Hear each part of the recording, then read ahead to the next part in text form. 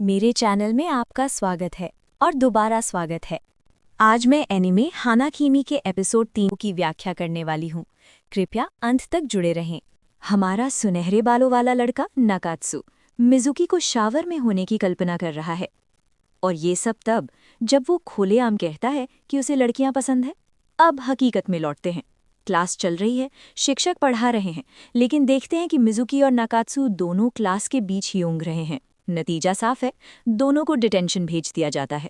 Detention room में उनकी मुलाकात इजुमी और कुछ दूसरे लड़कों से होती है। वहाँ एक चश्मा पहने लड़का नाकात्सु की नसों पर चढ़ने लगता है और ऊपर से नाकात्सु खुद भी अजीब तरह से व्यवहार कर रहा होता है। ये बात मिजुकी से छुपती नहीं। वो हल्का सा सिर उसकी ओर झुकाकर पूछती है, नाकात्सु, क्या तुम्हें कुछ परेशान कर रहा है? और बस नाकात्सु पूरी तरह घबरा जाता है, हड़बड़ा जाता है और कमरे से भाग जाता है। अब वजह सुनिए। आपको याद है, नाकात्सु मिजुकी को बाथटब में होने की कल्पना कर रहा था। हाँ, यही समस्या है। नाकात्सु मिजुकी को सिर्फ एक लड़का समझता है, लेकिन असल में वो लड़की है। और अब नाकात्सु के दिमाग में उथल-पुथल मच चुकी है। उसे लगता है कि किसी लड़के के लिए भावनाएं रखना उसकी सेक्सुअलिटी के खिलाफ है। भागते हुए वो सोचता है, मुझ पर ऐसे मासूम नजरों से मत देखो। डिटेंशन रूम में बाकी सब उसके अचानक चले जाने से हैरान रह जाते हैं, लेकिन थोड़ी देर बाद सब अपने अपने रास्ते जाने लगते हैं। जाने से पहले वो मिजुकी को डाइनिंग हॉल चलने के लिए बुलाते हैं, लेकिन वो मना कर देती है। कहती है कि उसे ब्रेड खरीदनी है। हालांकि इजुमी उसे काफी ध्यान से देख रहा होता है। असल में मिजुकी ब्रेड खरीदने नहीं जाती, बल्कि इन्फर्मरी जाती है ताकि दर्द की दवा ले सके। वहाँ स्कूल नर्स ओमेओ मौजूद होता है। हालांकि वो पहले ही जान चुका है कि मिजुकी असल में लड़की है, फिर भी वो पूरी तरह मददगार रहता है। यहीं हम एक नए किरदार से मिलते हैं, यामाशिना रिका। वो मिजुकी को धन्यवाद देती है कि उसने उसका संदेश इजुमी तक पहुंचाया, और बताती है कि अगर वो खुद इजुमी से कहती तो वो कभी नहीं आता। शुरुआत में रिका ठीक ठाक और समझदार लगती है, लेकिन कुछ ही सेकंड में उसका लहजा बदल जाता है। वो मिजुकी को चेतावनी देती है कि वो इजुमी के आसपास घूमना बंद करे। उसका मानना है कि मिजुकी जानबूझकर इजुमी का पीछा कर रही है और उसे पीछे खींच रही है। वो गुस्से में कहती है, ये जगह इजुमी के सड़ने के लिए नहीं है। मैं चाहती हूँ कि वो जल्द से जल्द वापसी करे, और मैं तुम्हें उसके रास्ते में नहीं चाहती। मिजुकी अपनी बात समझाने की कोशिश करती है, लेकिन रिका बीच में ही उसे काट देती है और भी उत्तेजित हो जाती है। तुम कुछ नहीं जानते। हाई जंप छोड़ देने वाला ये इजुमी वो असली इजुमी नहीं है। आखिरकार मिजुकी भी पलटकर जवाब देती है, गलत तुम हो। क्या तुम उसकी कीमत सिर्फ जीत से जोड़ रही हो? क्या जीतना इतना जरूरी है? चाहे वो जीते या हारे, वो फिर भी वही इजुमी रहेगा। ये शब्द कहते ही मिजुकी खुद ठिठक जाती है। उसे खुद यकीन नहीं होता कि उसने ये कह दिया। उसके मन में ख्याल दौड़ते हैं, मैं ऐसा क्यों कह रही हूँ? मैं तो वही हूँ जो उसे जीतते देखना सबसे ज्यादा चाहती है। लेकिन ये अलग है। मुझे उसे उसका हुनर निभाते देखना अच्छा लगता है। इससे पहले कि वो कुछ और सोच पाती, रिका उस पर झपट पड़ती है, हाथ उठाए। लेकिन इजुमी उसका हाथ पकड़ लेता है, उसे रोकते हुए। उसकी आवाज़ सख्त और तीखी होती है, बस करो रिका, किसी पर गुस्सा निकालने से क्या मिलेगा? रिका चिल्लाती है, आंसू बहाते हुए, ये मैं तुम्हारे लिए कर रही हूँ, सिर्फ तुम्हारे लिए। तुम उसकी तरफदारी क्यों कर रहे हो? इजुमी जवाब देता है, मैंने तुमसे कब कहा था ऐसा करने को? मैं इसलिए कूद नहीं पाया क्योंकि दबाव में टूट गया था, और तुम ये अच्छी तरह जानती हो। इसे इसमें मत घसीटो और यहाँ वापस मत आना। तुम अब भी खुद को क्लब का सदस्य समझती हो? ये चिढ़ाने वाला है। रिका टूट जाती है और रोने लगती है। इजुमी मिजुकी का हाथ पकड़कर उसे वहां से ले जाता है, लेकिन मिजुकी उसे डांट देती है। कहती है कि उसे रिका से इस तरह बात नहीं करनी चाहिए थी, वो बस उसकी फिक्र कर रही थी।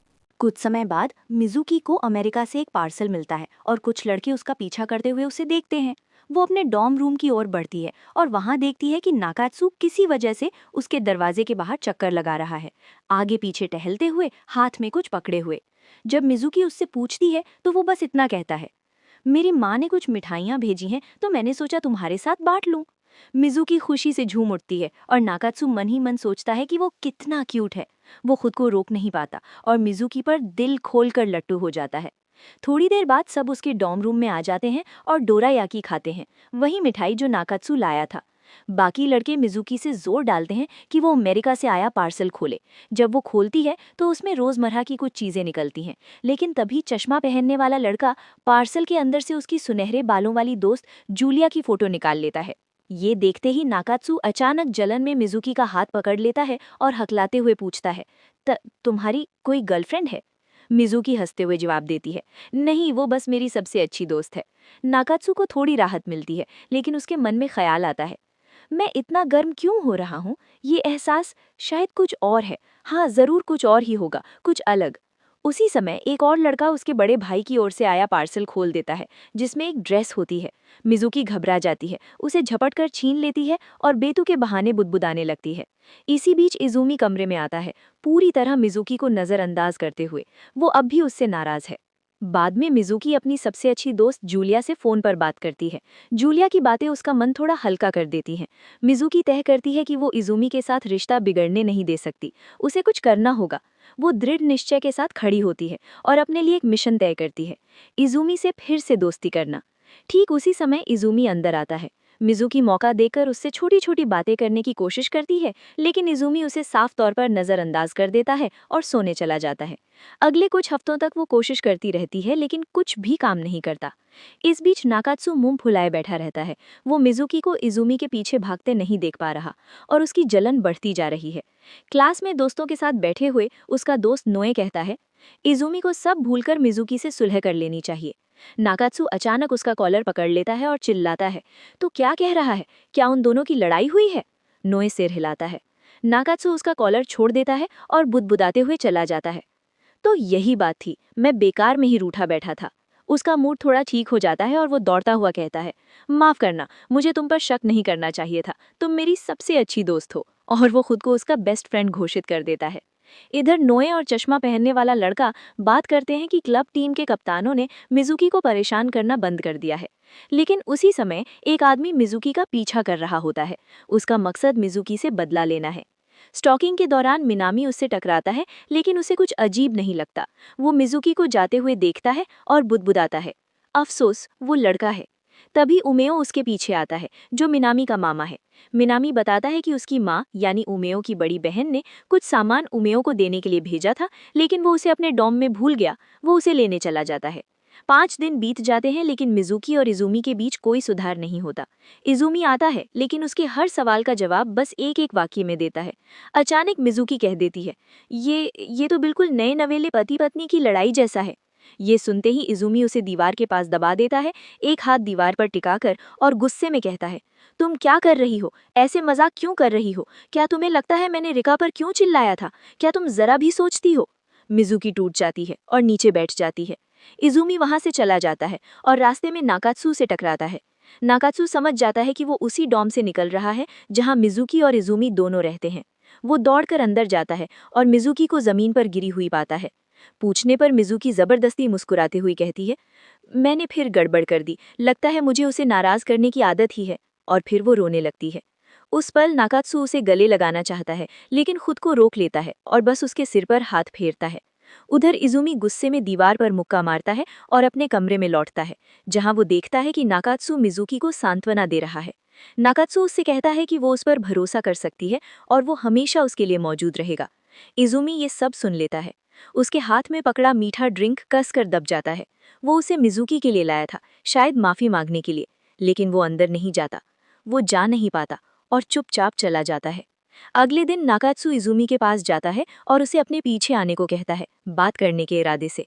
मिज़ुकी की आंखें रो रो कर सूजी हुई थीं। मिनामी उसे देखता है और कहता है, तुम्हारी आंखें लाल हैं। वो अपनी उंगली से उसकी आंख के पास हल्का सा छूता है।